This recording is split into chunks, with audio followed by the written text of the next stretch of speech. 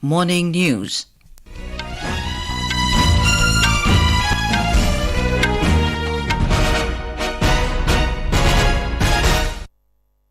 Good morning, I'm Anuja Kumar. The headlines. ISRO to launch its solar mission Aditya L1 on Saturday. Centre informs the Supreme Court that Census Act empowers only union government to conduct census. Flood situation remains grim in 16 districts of Assam. Keralites across the globe celebrating Thiruonam, the most auspicious day of Onam today. National Sports Day being celebrated today. And in US Open tennis, Iga Swiatek, Rybakina and Coco Gauff enter second round of women's singles. Casper, Ruud and Tsitsipas enter men's singles second round.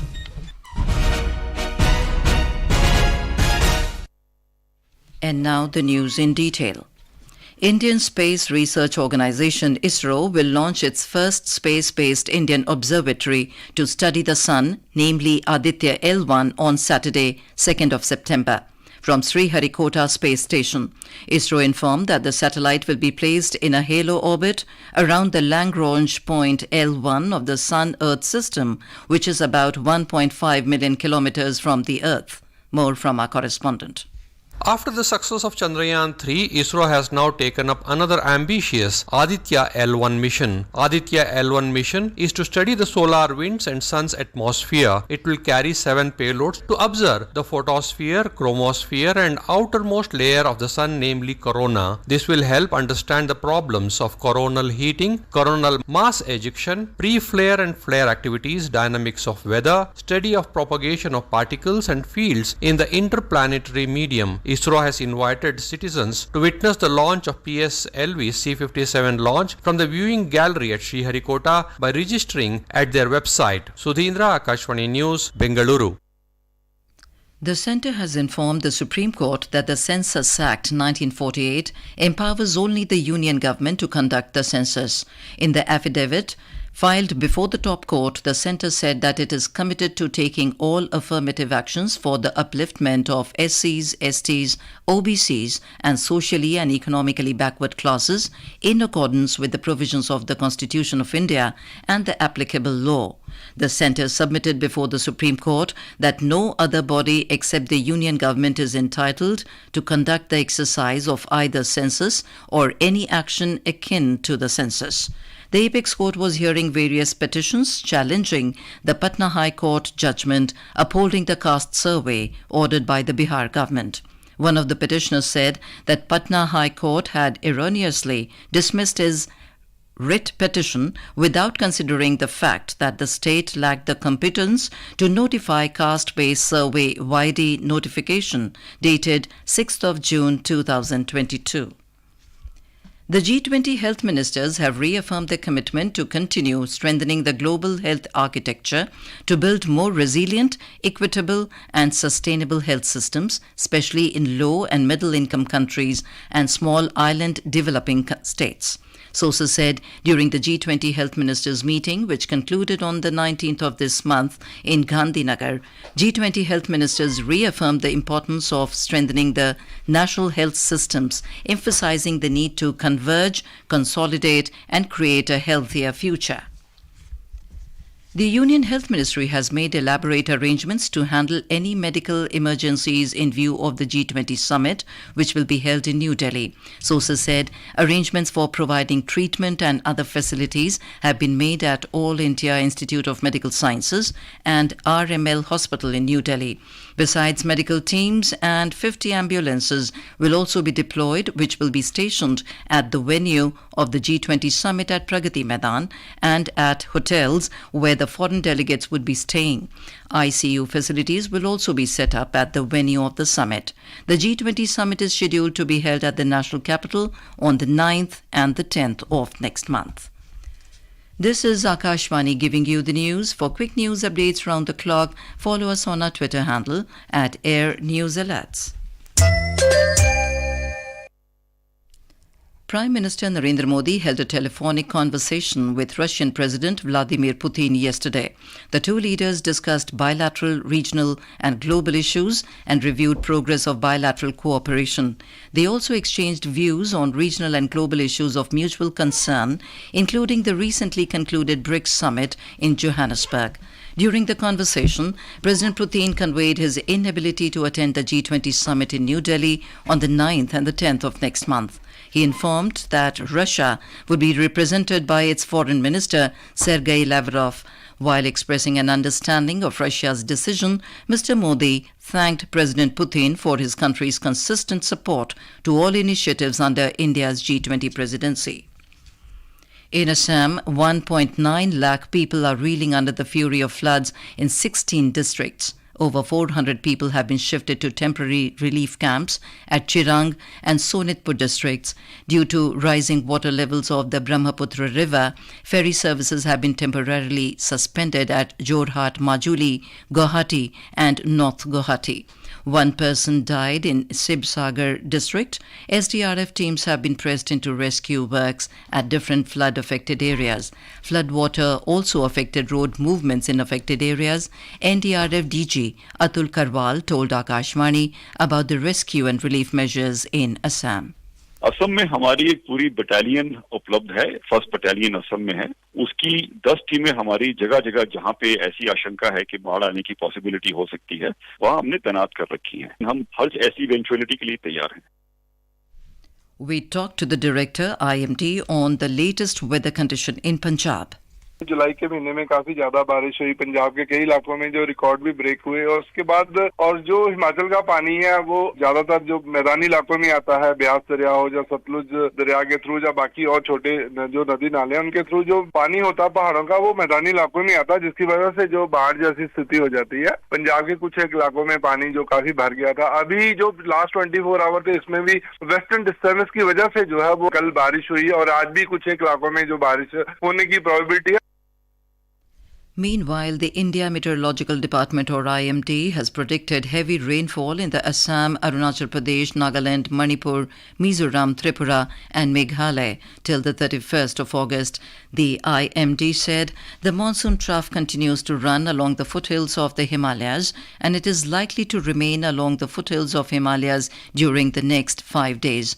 In southern part of the country, IMD predicted isolated heavy rainfall activity, very lower Tamil Nadu, Puducherry and Karaikal for today. Keralites across the globe are celebrating Thiruonam today, the 10th and the most auspicious day of Onam, the biggest cultural festival of the state. A report from our Thiruvananthapuram correspondent.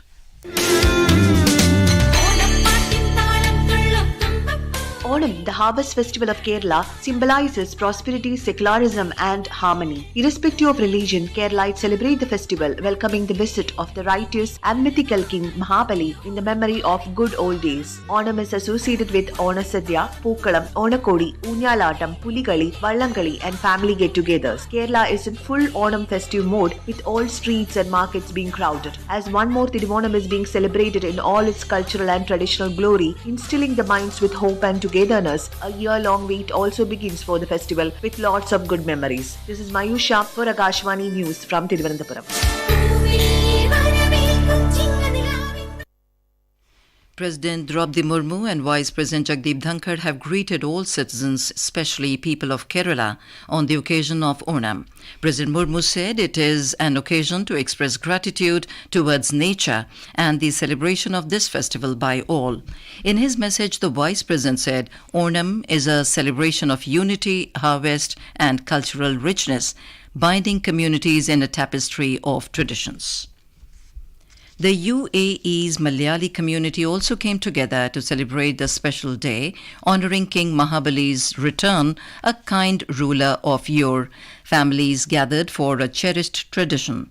Onar Sadhya, a feast with over 25 mouth-watering dishes, from rice delights to zesty curries and sweets, it was a time for bonding and indulgence. In Punjab, 6 faculty members of the Dr. B.R. Ambedkar National Institute of Technology, Jalandhar, have found place among the top 2% of the scientists around the globe for the year 2023.